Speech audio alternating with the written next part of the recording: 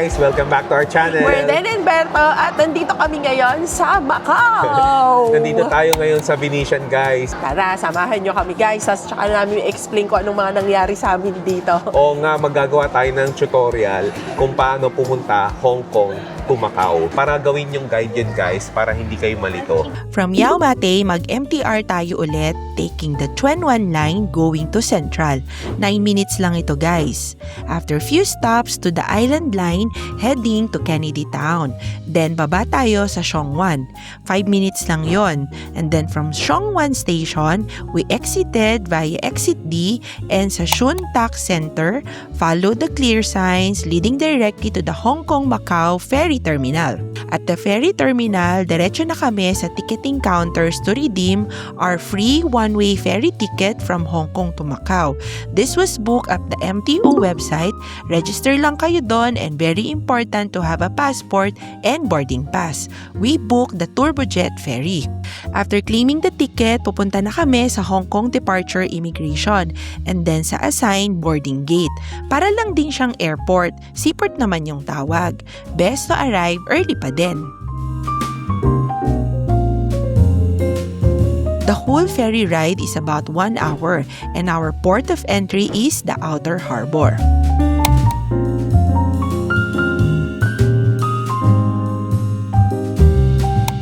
Na-timingan guys na first day ng Macau Grand Prix, kaya confusing yung mga free shuttle bus kasi umiba sila ng location. Meron kaming platform na nilakaran, mga 10 minutes walk ito up to the shuttle bus area. Libre yung mga shuttle bus dito ha. Ang sinakyan namin yung papuntang Venetian area. Ang drop sa The Venetian Macau. Anong una napansin mo? Yung bango. Bango. Ang bango niya. Ibang klaseng bango niya, pang mayaman. Yung itsura pala ng mga building nila dito. Grabe. Grabe yung mga ginto, levels. Second time ko na sa Macau. Ikaw? Second time ko Second din. time na rin sa Macau. Pero hindi kami nakarating dito sa area Pero na to. ano ba dito dati? Oo, meron na to. Hindi, nandun lang kami sa may Ruins, sa Nado oh. Square, doon lang kami. Nandito yung Londoner, yung Venetian, Oo. yung Parisian. Oo. Nandito sa area na to, yung mga sikat na parang mini Eiffel Tower, Oo. nandito din. Ang galing.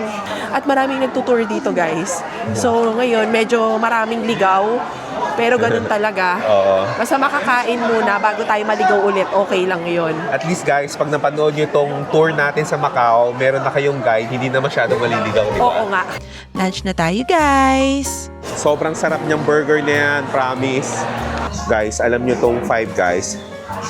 Free peanut siya. Coke Zero. Ayan, kuha ka ng peanut yan para habang naghintay ka ng order mo, makakain ka ng peanut. Ito guys yung menu. Pause na lang ninyo ha.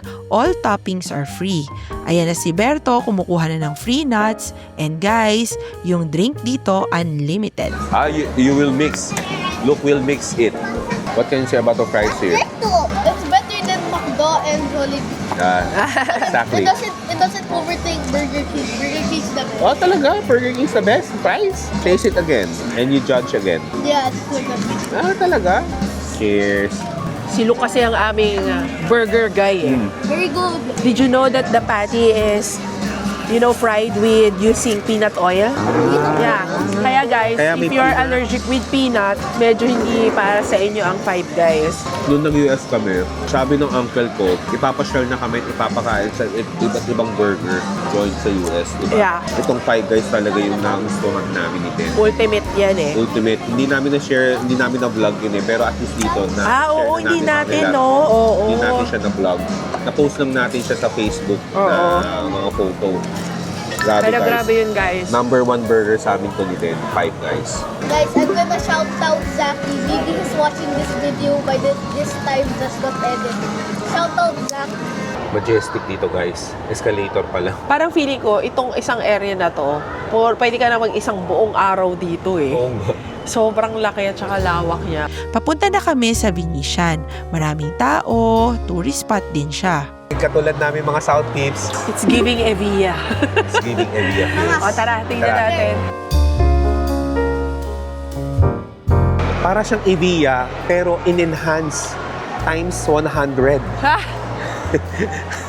Kasi malaki eh. Ito guys yung gondola, indoor luxury inside the mall, only in Macau.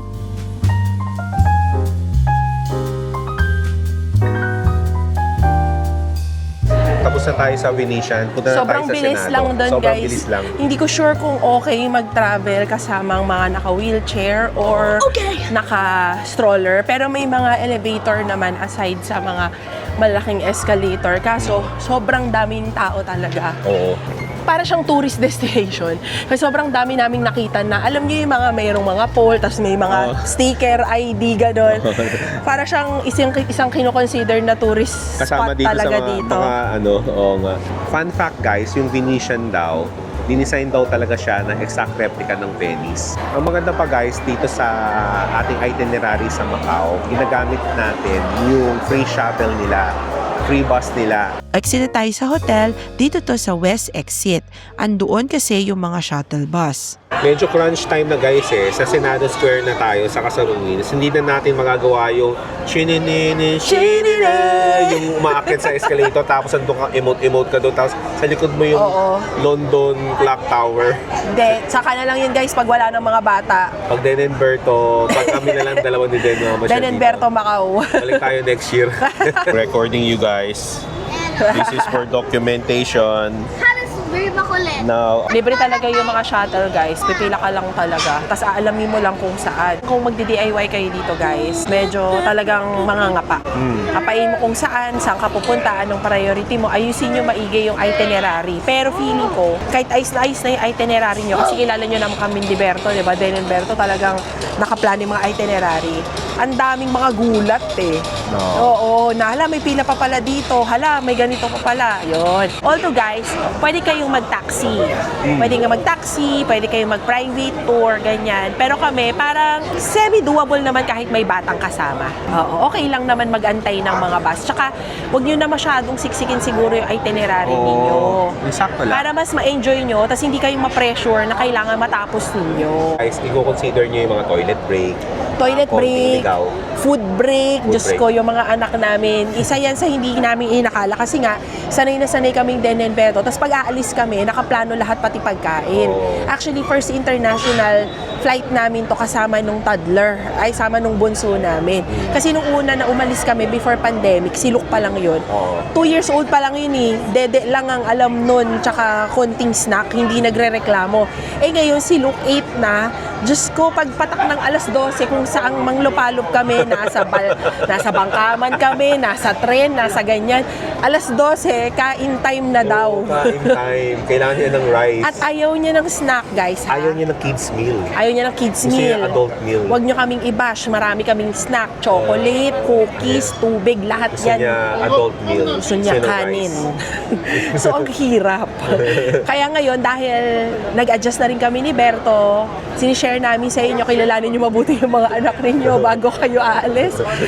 Part na yan ng dynamics namin ng family at sinishare namin sa inyo para baka sakali baka may matutunan din kayo.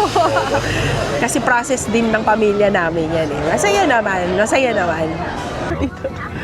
Hindi pala ako kita. Meron ba ditong mga parang mga theater play mga ganun? Mayroon. meron? May water. Ano nga dito? Ang mahal lang. Nakita ko kanina. Guys, mayroon. Kung hindi kayo masyadong magsa-sightseeing, may team lab dito. Kung hindi pa kayo nakakapag-Japan, I think the team labs here are the same with Japan. So, Pareho ng pwede kayo price mag-team niya, labs. 2,000 Oo, pesos. parehas yung price dito. Tapos, meron silang mga water show dito, mga play, ganun. So, marami kayong pwedeng makita dito at night. Kaya, I think it deserves Overnight 2 nights. stay. Oo, Two nights. siguro 2 Oo, nights tama, para 2 nights ma-maximize para mo. sulit. At may nakita kami ni Berto doon na donkey ha, in fairness, Oh. kung gusto mong mag-shopping dito. Grandioso. Grandioso. Ang lalaki ng structure. Ang lalaki, tapos yung gold talaga. May gold eh. Entrance siya Inoay na laki, parang giant yung papasok. At saka walang tipid. Di ka Walang makakita tipid. ng tinipid dito. Para mga higante yung kailangan pumasok sa pinto. Grabe namang structure yan. Parang portal sa Galaxy susunod na na. Oo, dimension. Parang ganun yung Parang itsura niya. papasok kayo, guys, Parang tapos papasok pa doon sa portal. welcome to na kayo. Pupunta na tayo sa cultural site Syempre merong mga modern side, merong cultural side. Yung cultural side, yun na yung sikat na Senado Square, ruins, yung mga Portuguese egg tart yan. Saka yung mga free na beef jerky. Mga beef jerky, cookies, lahat yun kakainin natin. Kumaga bago ka makarating dun sa Yeah. pupuntahan mo, marami mga freebies. Busog ka na. Na guys nga pala, ang 1 Hong Kong dollar is also the same as 1 Macau pataka. Okay. Kaya kung yung pera nyo gagamitin nyo dito, hindi kayo mag-aalala. Parehas lang. Ang drop-off ng shuttle ay sa Sands Hotel. Dito tayo sa Sands, guys. Tingnan nyo, merong ganitong structure. Honey, sino to? Ang laki niya, guys. Malamig naman, yung 10 to 15 minutes walk down mula dito sa Sands yung Senado Square. Seryoso? Oo, sabi. You go here lang daw. Yung Senado Square ang pinakasikat na puntahan dito sa Macau, and pagbaba sa Sands Hotel, parang everything is walkable na. Wow! Guys, picture. Wow, picture tayo ng picture. Dito na kami sa Star World Hotel. Dito yung base ng Macau Grand Prix. Dito na kami sa Wynn Macau Fountain. Dito, nagpahinga muna sa area na to. Tapos, dito sa may plaza, may underpass papunta doon sa kabila. Guys, yun lang ang tawiran ha, kaya kailangan yung magtingin-tingin. Dito na kami sa Grand Lisboa Hotel. Konti na lang at mararating na namin ang Senado Square. Hindi namin na-shoot guys. May nagbigay sa amin ng $5 coupon. Yeah. Eh, ang gastos ng mga bata ay dalawang $39. Oo. Ay, Binigyan 39 nila pataka. dalawang cool na couple. Oo. Nagta-travel din sila. Hindi daw kasi nila magagamit. Oo. Ice cream! What is this strawberry? Stay sa strawberry? Wow, nice ah. Finally, nakarating na kami sa Senado Square. Pag nakita nyo dito yung wavy, white, and black Portuguese tiles, yan, very iconic na tong lugar na to. Tsaka to guys, makikita nyo, low-rise building na pastel colored. Tapos pag diniretso mo to ng kaunti, nandun na tayo, UNESCO's World Heritage to guys. Puntahan natin ang The Ruins.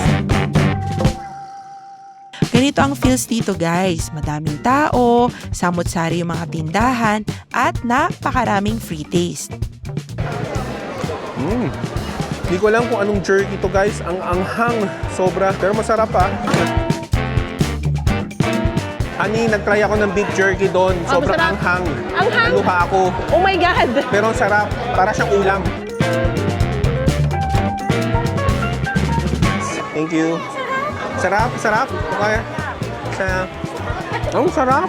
Ang sarap, guys. Ang sarap. Ang sarap niya. Thank you. What's this, guys? Hindi ko alam kung ano to eh. Sarap. Ayan na. Ang dami free taste dito, guys. Solid. Thank you. Biscuit naman siya, guys.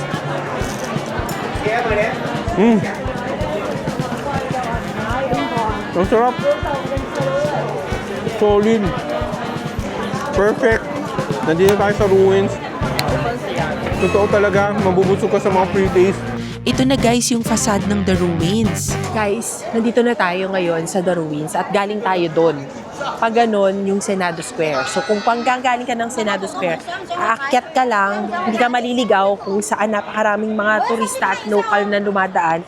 Fun fact, 3 sunog, bagyo, lahat na survive nung frontage na yan. This is a UNESCO's World Heritage na talagang na-preserve, and it's one of the icon here in Macau. Marami pang ibang pwede makita. Sa likod, merong museums. Don't miss this. Libre lang to guys. Isa to sa mga libreng pwedeng puntahan dito. Yung vibes dito, guys, very touristy, pero kalmado. Kasi ang ginagawa nila, pagdating dito sa ruins, pwesto sila dito sa stairs, magpipicture na ang background, yung ruins. Yung ruins. Tapos ito na rin kasi yung area na magpapahinga.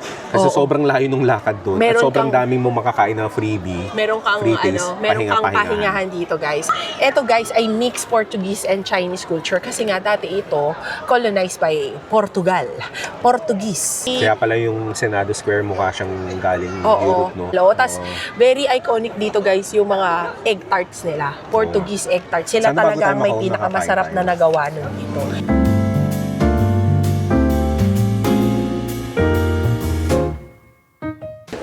Sarap! Sarap! Para siyang barkilyos. Dito na kami guys bibili ng egg tarts. Grabe guys. Dami, chips. Hop. Ang sarap niyan ate Sir, kanina pa kayo kuha dito eh. Hindi naman kayo bili na bili. Babalik-balik kayo eh. Sir, kanina mga tapangat apat na balik-balik nyo na sir. Hindi pa kayo nabusog? Hindi na kayo nahiya. Sir, parang araw-araw kayo nandito Ang nakakatawa. Bumili naman kayo. May nagbebenta, akala mo free taste. Pupunta ka doon. No? Pabalik namin, bibili din tayo ng souvenir items. So pabalik guys doon sa Senado Square mula sa Casino Lisboa, kailangan nating magpunta sa Grand Lisboa. Doon yung sakayan ng shuttle papunta sa Taipa Terminal. Guys, from dun sa Senado Square, dun yung ruins, diba? Lalakad lang kayo ng konti, nasa Grand Lisboa na kayo. Pero, huwag kayo mako-confuse. Iba yung Grand Lisboa Palace. So, sasakay pa kami ng shuttle papunta dun sa Grand Lisboa Palace para dun kami sasakay ng free shuttle ulit papunta doon sa ferry. Taipa Ferry kasi kami. Pauwi. Yun. Kanina kasi Outer Harbor kami. Pero kung galing ka rin doon sa Senado Square, papunta ka ng Outer Harbor, same lang yung ruta. Bababa ka pa rin sa Grand Lisboa Palace. Tapos, pupunta ka pa din doon sa Outer Harbor. Yan.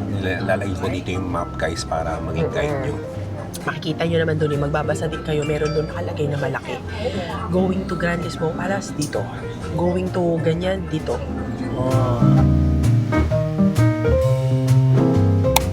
Guys, we are now here sa Grand Lisboa Palace. Papapunta tayo sa Taipa Ferry Terminal. Pero guys, look at this. Look at this, look. It's an F1. Peso kaya yan. Uy, wag kang punta dyan. Ganyan lang. Yeah, nice. Ang shuttle pa Taipa Terminal nasa basement 1. From Grand Lisboa to Taipa Terminal, 9 minutes naman. Dito na kami sa Taipa Terminal. Bumili kami ng ticket sa Klook guys. Pabalik naman ito sa Hong Kong. Guys, nandito kami sa ferry pabalik ng Hong Kong. Yes. Ito na yung famous na Egg tart. na Portuguese Macau. egg tart. Macau egg tart, guys. Cheers! Cheers! Sarap nyo? Ang flaky, ang tamis, yung egg tart very eggy. Perfect talaga siya, guys, to end our day. Yung aming Macau trip, it's actually half-day trip na lang talaga, guys. Puro crunch time. Huwag nyo kaming gayahin. Umalis ng maaga para mas marami kayong time. Magbasa ng mabuti. Tumingin sa mga signages.